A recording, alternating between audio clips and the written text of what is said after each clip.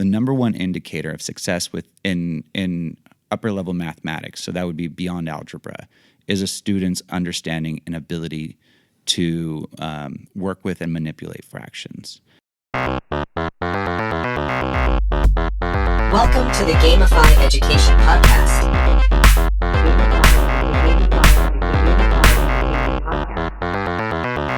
Welcome to the Gamify Education Podcast, Mr. Becker. How are you doing today? Tired. It's not the last day of school. It is the last day of school. It is the last day of school. It was the last day of school. We are done. We are on summer vacation. Hallelujah. In this 90-degree shop we got going on here. It's not that warm, but it is nice. I do like the heat. I don't like to be cold. I prefer to be warm. Happy summer. Happy summer, Mr. Becker.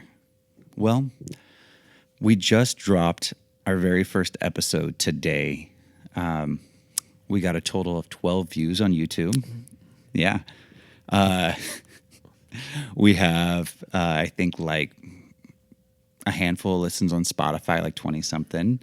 And I don't know, iTunes doesn't give you good metrics. iTunes, I don't like you that much. I prefer Spotify and YouTube. If you're going to watch, please do it there. Listen, do it there. iTunes is okay. It just gives audio. It's the OG. It's the OG, so you kind of have to put it on there. Mm-hmm. But yeah. So we started with a bang. Yeah, with a handful. But you know what? We don't have any financial obligations to any backers. True. We don't have any kind of any people controlling us. And so we are just doing our thing. And the whole time I've always said, I want this thing to grow from a grassroots effort. I don't want to force it. I'm not a salesman. You're not a salesman. We are simply two educators who believe that we can help make things better in education.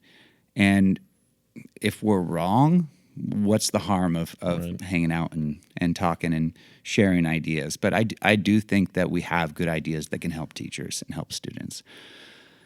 With that said, today's episode is all about King's Blessing. Yeah. Yeah. It's such a good game. Okay. So before we get into this, I want to quick just kind of hit on the difference between gamification and game-based learning.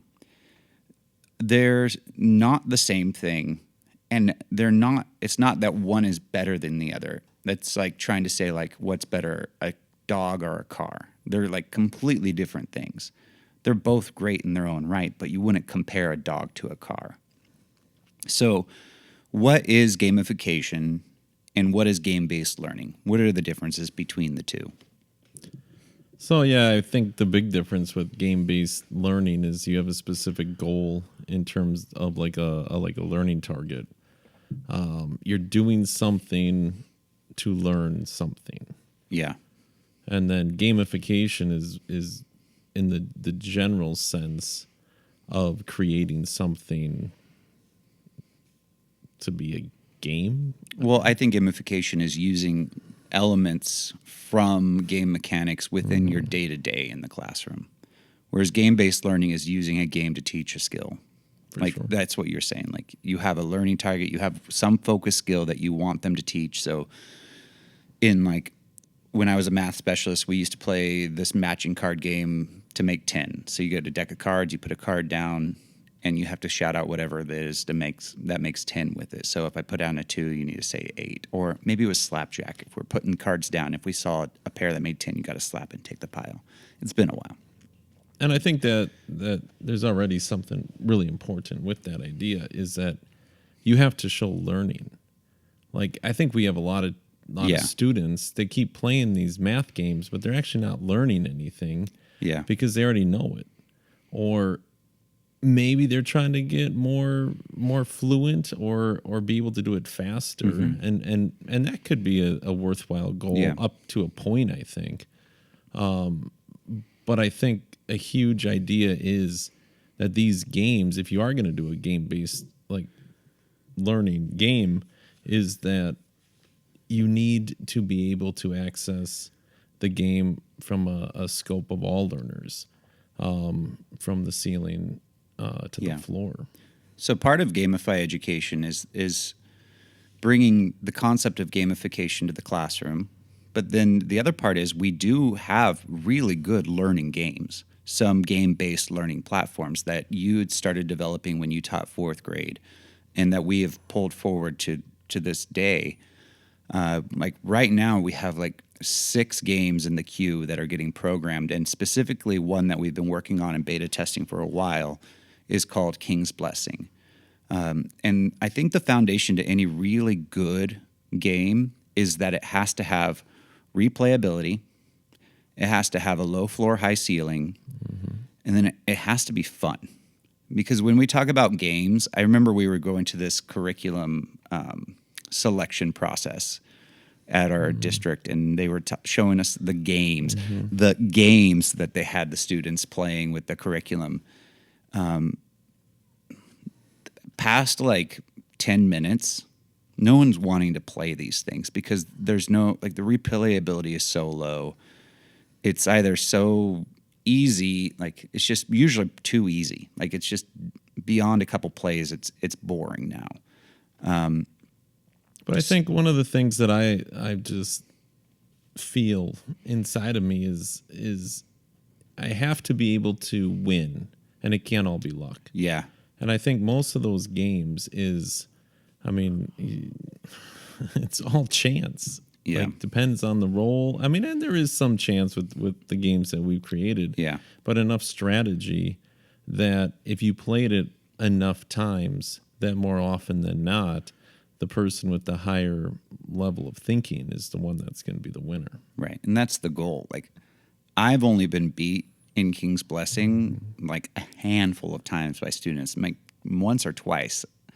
Should we tell them what King's Blessing is? Yeah, let's get that. Let's get there. First and foremost, why is it called King's Blessing? What's up with the name? Well, Where did this come from? First of all, I really do think I have to shout out to my old teaching partner, Mr. Gradwell. Mr. Gradwell, you are a legend. I work with Jason. He is one of my close colleagues now.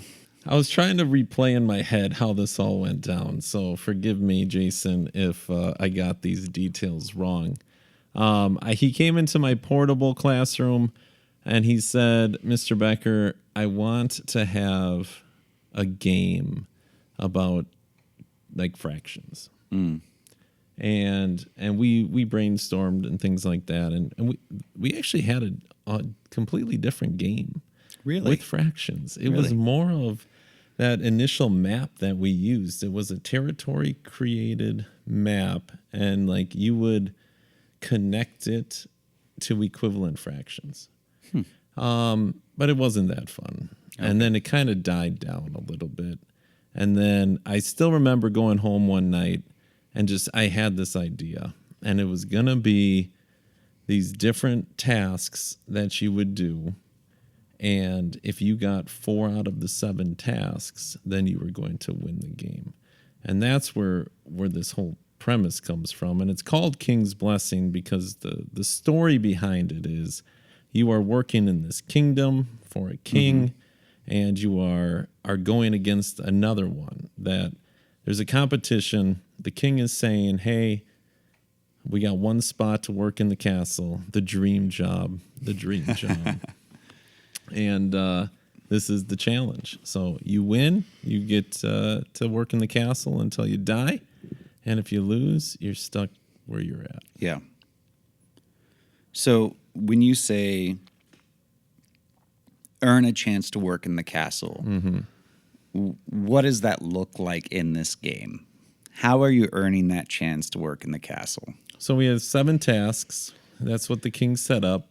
And it goes over the course of days, and that's where the game comes from. Is that you roll 2 dice, and one is a regular D6, and then the other is a custom D6, in which we had specific denominators to match the fractions most used in 4th and 5th grade. Yeah.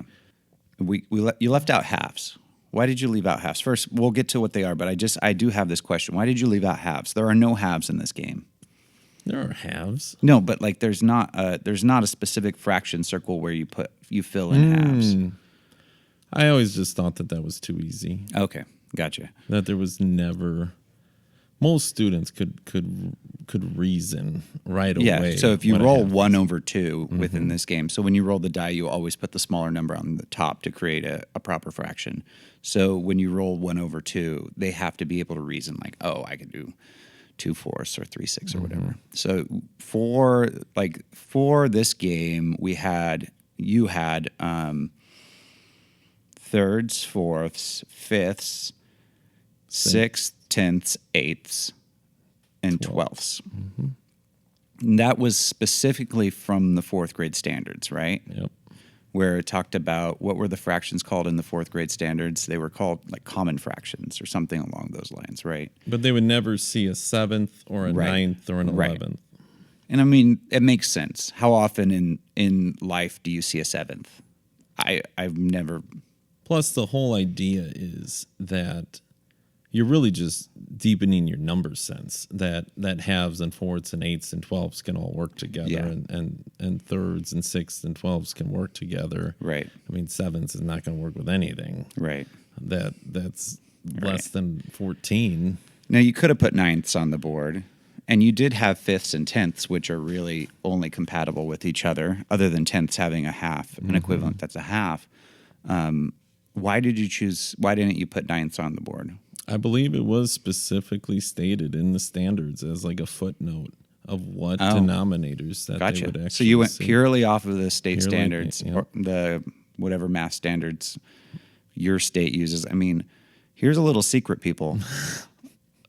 I don't care if your state has rebranded them, the Washington State Learning Standards, the Idaho State Learning Standards. They're all the Common Core state standards. So I hate to burst your bubble, Idaho. Or Washington. Or Washington, yeah. So these you just looked at the standards and said, okay, these are the ones that they need to learn. So these are the ones that we used. And so you have within this game board a certain amount of holes for each fraction. And so I'm just going to give an example, and you can correct me if you want, but it's not necessary.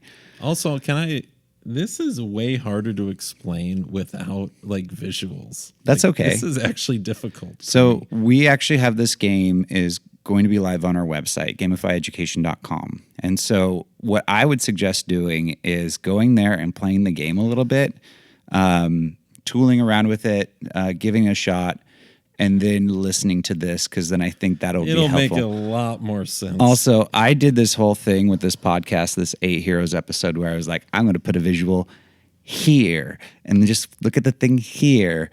And I realized how much work that was. So I will not be putting that many visuals up of King's Blessing, but I'll probably put a few in just so it makes it a little bit clearer. But so you have a fraction circle. And let's say the task that the king gave you was you need to spend 3 days picking cherries. Was it cherries or apples or something like that, right? Picking Apples. fruit. Okay, apples. Within that task, you have 3 circles, and those circles could be whatever. They're all the same fraction. They're broken in the same denominator. So let's call it thirds. I don't remember what apples was, but let's call it thirds. And so when you're rolling, if you roll, let's say you roll 2/3, you can fill 2/3 into those thirds just as you see them. But the real magic of the game is that you can also roll, a half.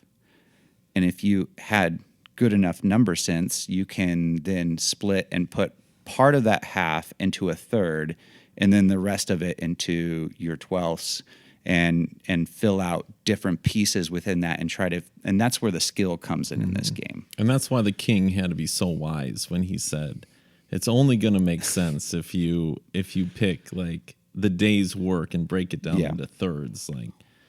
Like you shouldn't take like a 12th of a day to do the apples, and then you had to move on. And that's really what that would represent. Is if you rolled 2/3, it was awfully stormy on that island of the King's Blessing. most people did not get a full day's work in. And so your goal basically is to fill out all the holes for the thirds. And when you do that, you've locked in that task of being the victor for that task. And so let's say you're racing with the other person and you both have filled in 3/3, 3/3, and 2/3. So you're 1/3 away from victory. And let's say that you roll 2 6, then you say, okay, I can put in my third. You've now captured that task and you've proven that you've won that task. And then now that player, every time they roll thirds, they have to either use an equivalent fraction to put it somewhere else, or they are just stuck picking rocks, is what you called it, which is just they lose a turn. I think the real beauty of this game and why it has endured and lasted for 15, 10, like 13. That's a long time for a classroom game, and still such playability now. I played it with my math tutoring group this year. I know that they're still playing it in a lot of schools all over our district because the playability is just so high, the replayability. But I'm going to play it with my 7th graders next year. Yeah, absolutely. I think just that ability to stop thinking about fractions as integers, which to me is like one of the biggest misconceptions with students, is they look at a half and they think of it as a 1 and a 2. And that's they're not thinking in ratios, they're thinking in integers still, and it's a completely different number system than counting in integers. See, I don't even think my students think about it like that. I think they just look at it and then they automatically like think about like procedure. Like this isn't even a thing. It's just a bunch of steps you have to do to get to something. Like fractions are like a recipe book. When you see a recipe, or when you see a fraction, you are now going to follow a certain recipe. I'm going to do the butterfly method, or I'm going to flip and multiply. Like it's a book of recipes. They're not even thinking about pictures when they see fractions. Right, but I would say the reason that they can't think of it as a ratio or think of it as think of it like that pictures, they've not gotten that experience really dealing with the concrete, rather than they just went straight to the abstract with fractions, and they are thinking of it in that way because if you ask them why is a half plus a half not equal 2/4? I don't know, right?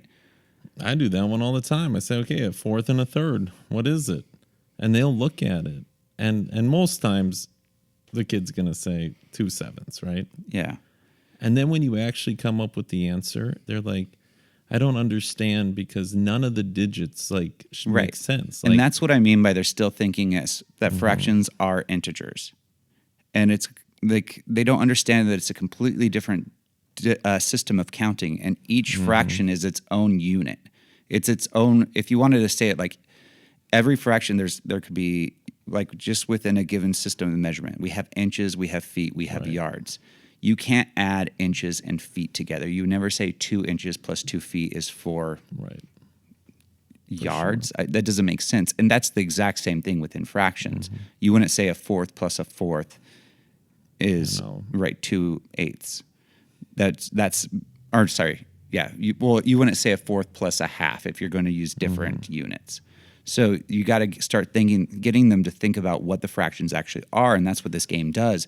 Is it helps them visualize what a half is and why 2/4 is the same as a half, and why 3/6 is the same as a half, and why 5/10 is the same as a half, because they literally are the same. When we talk about that, we talk about the equal sign. Equal means is the same, right? And so one of the things I love about this game in particular, and any learning game, I think needs to have this built into it. If you're interested in game design, one of the most important pieces is low floor, high ceiling.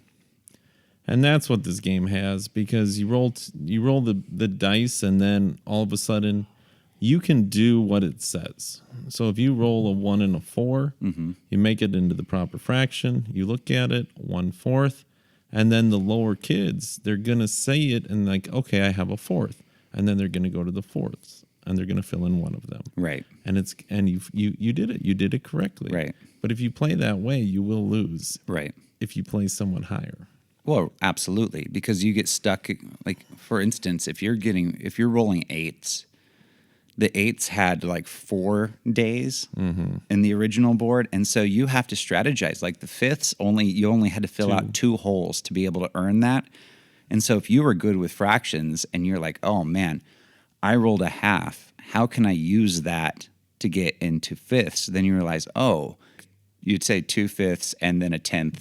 And so you start filling in those fifths with that half rather than just going to 4/8 when you roll the eighths. And so using that strategy to win the game is why it teaches you to be flexible with fractions. To be clear, like when I started teaching, I didn't know fractions. I was the student who thought that of fractions as integers. That's why I know the misconception.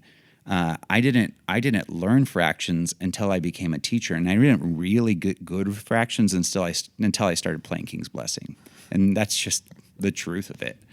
Why are you laughing? I don't know. Okay. I mean, I even played with my parents. Like when I first created the game, I told my mom and my dad. I said, "Hey, I need you to play test this thing," and you could see them like thinking, like, yeah.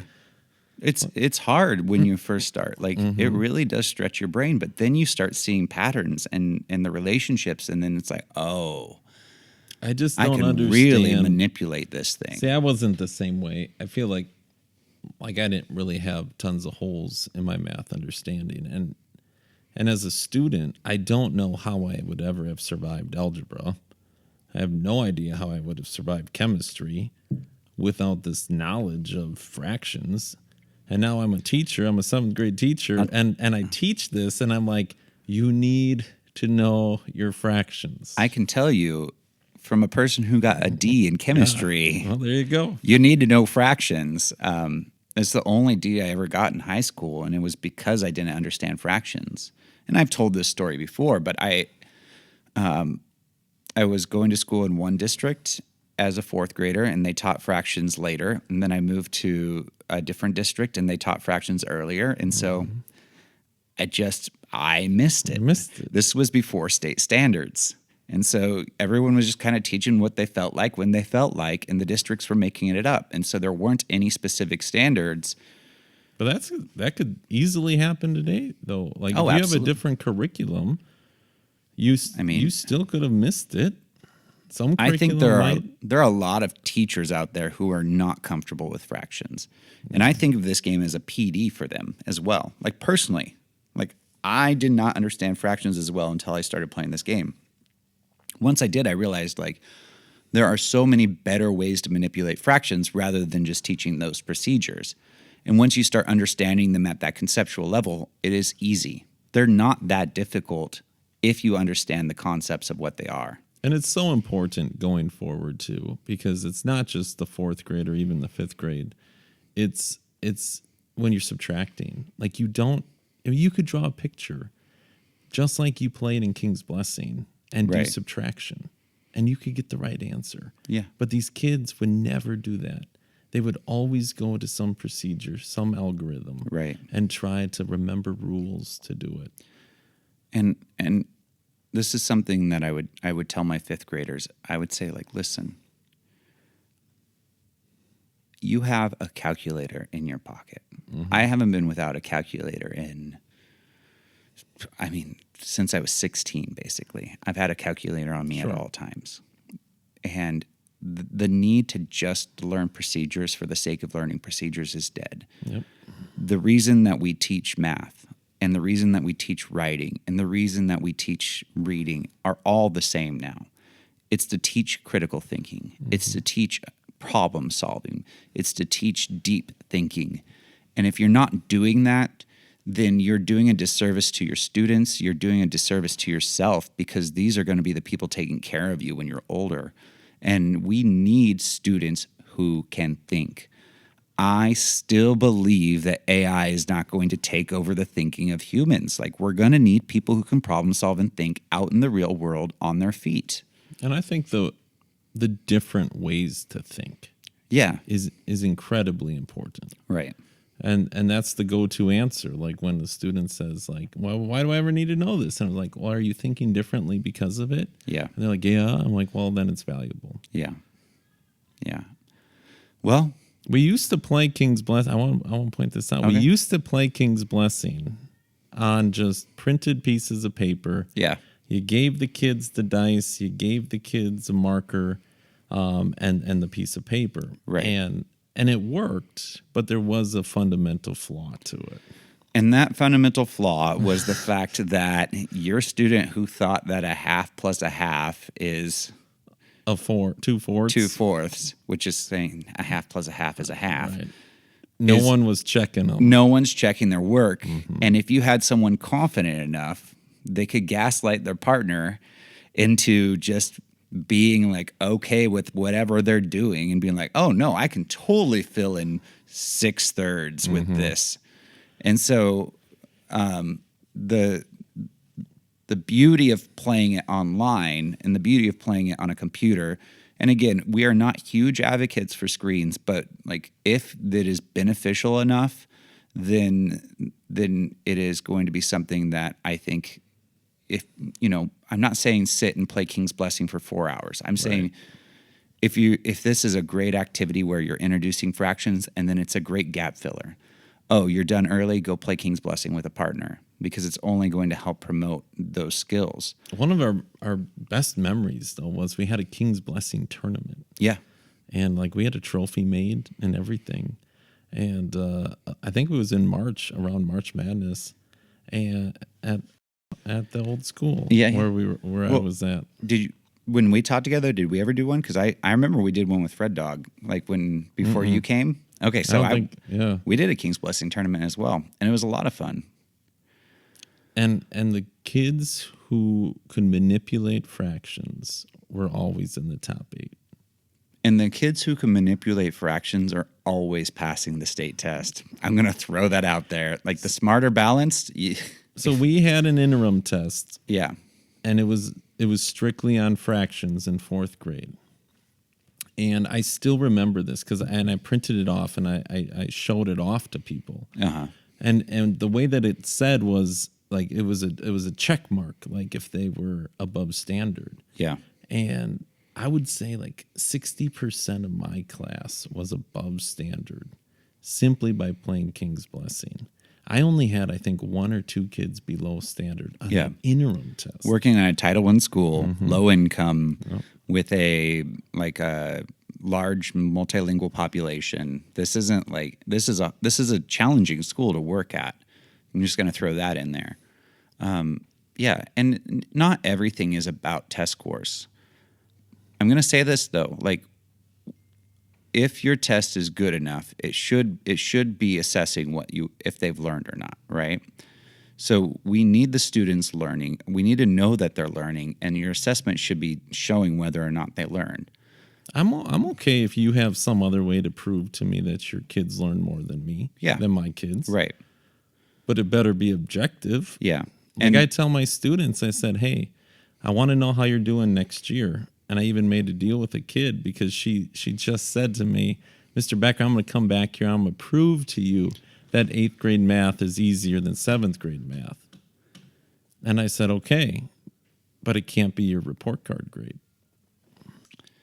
This is kind of the last thing that I wanted to mention, and then we'll wrap it up with a quote. And the quote's off the top of my head, and I don't remember who quoted it.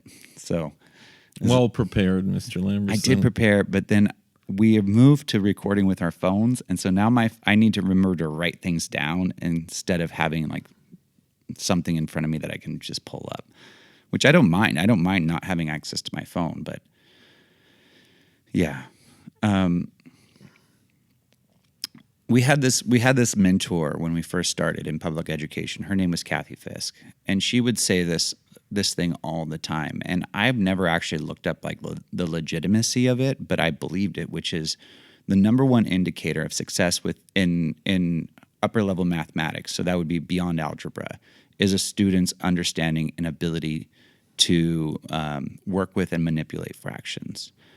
And so that has been why our passion has been, that has been one of the reasons, I wouldn't say that's why our passion, but it has been one of the reasons we have had such a focus on fractions over the years, is that it's not just about passing tests. It's not just about showing on assessments.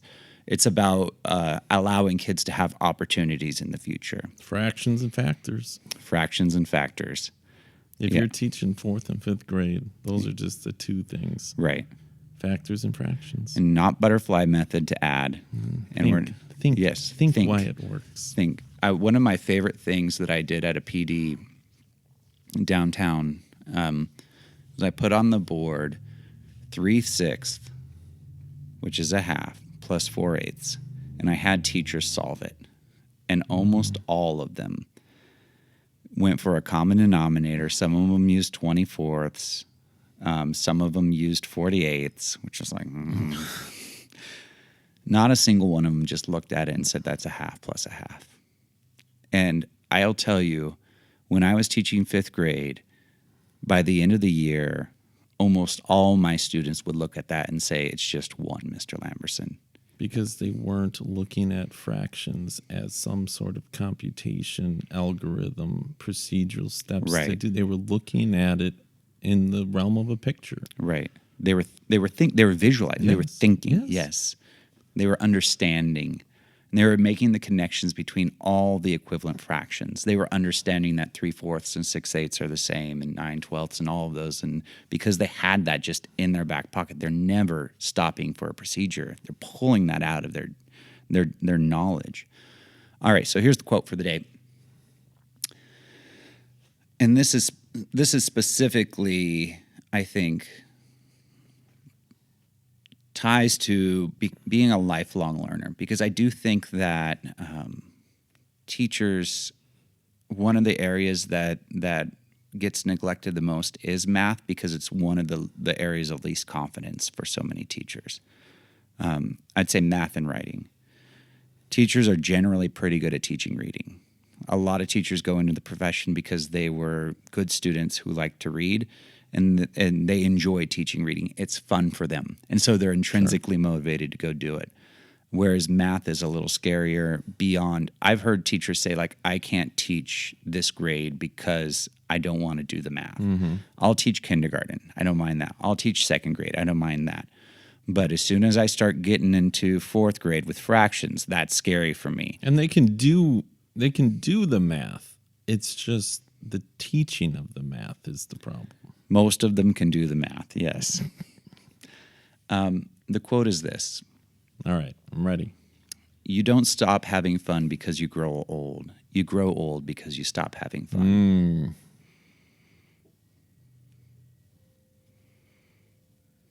That's got to be a movie. No, it's a real person. What? Yeah. I don't remember his name. You can look it up. You got your phone on you? Yeah. It's not Mr. Rogers, is it? It's not. There was actually a quote that I looked up today from Fred Rogers, and it was about this idea of having fun and learning and the importance of having fun and learning. No, maybe the word was play, not fun. What's that? George Bernard Shaw. George Bernard Shaw. Who is George Bernard Shaw? Do a little research for me right here on the fly. He was an Irish playwright, literary critic, social reformer. 1856 was when he was born. Revolutionized theater. Political activist. Famous wit. So, yeah. All right. It's a good quote. I think it's a great quote. I would have put it on my quote wall. I feel it fits the world of Gamify Education. Yeah, absolutely. Maybe we should put a quote wall on our website. If you don't know, have we ever talked about our quote walls? I don't think so. Oh my gosh. We got time. You know why? Because we make the rules here, Mr. Becker. All right. I love it. Let's end it with this. So in my classroom, I used to say these sayings over and over and over again to my students, so much so that one of my students was like, Mr. Lamberson, why don't you just write that and put it on the wall? And then you don't have to say it anymore. And so I would say things like, do nothing, learn nothing. And it was something that I had my class call back. I'd say, do nothing, and then they'd say, learn nothing. And so if there's a student who, because really the foundation of just getting anything done is trying. It's okay if you make mistakes. That's like the whole research, like Carol Dweck growth mindset type thing of like, you have to make mistakes to learn. The only thing that you can do that is wrong is just sitting and doing nothing. And so we had this quote, which is do nothing, learn nothing. And so if a student was obstinate and just didn't want to do anything, I'd be like, do nothing. And they'd be like, learn nothing. I'm like, that's okay. It's your choice. And then I had quotes like, play stupid games, win stupid prizes, except for I think I wrote silly on it because I didn't want to I stole your idea exactly, and I put it up in my classroom. Yeah, and so I had this quote wall in my room, and they all said Miss Jamey Lamberson under them, like as if I was the person getting quoted. And then you moved to middle school, and you stole my quote wall idea. Stole it? Well, I gave you credit for it. Oh, that's true. You borrowed it. You adapted it. And we'll put famous quotes up on the wall. Yeah. But what was actually cool was that if a kid said something like very wise, I would say, write that down. And then they would give it to me later. And Yeah. I'd print it off. And then I put it on the quote wall. Nice. And they would have a copy of it. And it would be on the quote wall. I had a student today Great adaptation. I'm not making this up. I had a girl come in. She's an 8th grader, so she's moving on to high school next year. And she told me today, she's like, Mr. Becker, I still have that quote you printed off for me, the one I said in class. That's fantastic. Also, in the yearbook, one of my quotes on the wall was listen. Just listen, period. Because I got so annoyed with these kids because they would start their sentences with listen. Oh, really? Oh, yeah. Listen. Listen. Listen. That's so disrespectful. Oh, I don't like it. Listen, people. That's what I was expecting you to write. No, Listen, just listen. people. And then someone who was working, an 8th grader working for the yearbook, there was a page of famous quotes. And a lot of people put famous quotes, famous people. Yeah. One of my former students put Mr. Becker's quote, listen. Listen. That's a great quote. Yeah, let's wrap it up there. So, King's Blessing, it's going to be on our website, Gamify Education. It is the greatest fraction game out there. It is the greatest fraction game ever invented. I don't think there's any question. I've never found a game better. And not only that, it's just a great game. It's genuinely fun. You could sit and play it. The online version is going to. I need to talk to our developer, but the eventual goal is to be able to play peer-to-peer online where you don't have to pass and play. But right now it's pass and play. Right now we're building, and by we, I mean Devin is building the engine to give stats on like how many blunders they made. It gives them feedback on the quality of the move. So if you're always just using the fraction as you see it, it gives you like a novice rating versus if you're starting to really like go and make like really interesting common fractions. Here's one final connection, though. Okay. We started by talking about game-based learning and gamification. Yeah. I eventually want to meld these two together. Okay. That I want to make a classroom game that has powers and abilities that are going to be directly playable into King's Blessing because of such power that this fraction game has. Yeah. So gamifyeducation.com, that's where you're going to find King's Blessing. We'll also probably post the paper sheets that you can play with as well. If you don't have access to technology in your classroom, you can print them off and play with your students. Oh, but one of the best things was when we did print them off and I made those giant boards and we used those foam tiles. Yeah.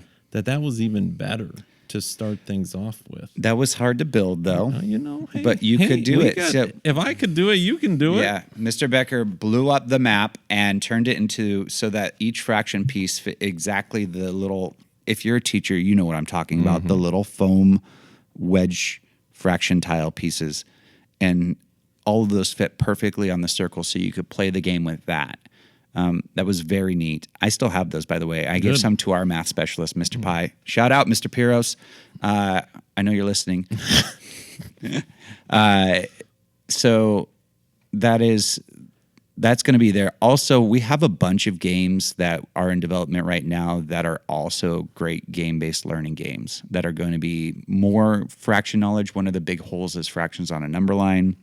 Integers with negative numbers, and then just some like really, really high quality math fact practice games. So I'm like, I don't want to spoil, but just like so fun and so engaging and so conceptually sound. I, as a 40-year-old dude, get lost just wanting to play these games because it's so fun. And it's like literally I'm just adding. And so, and then multiplying. So these games are coming out soon. TBD. Check it out. Yeah. Let us know. Yep, absolutely. With that, I have dinner ready, Mr. Becker. It is the last day of school. Summer has officially begun. Let's go get some barbecue. Kids are out playing in the sprinklers. Let's enjoy our summer vacation. Hey, we worked hard. We did. Cheers. Cheers, Mr. Becker.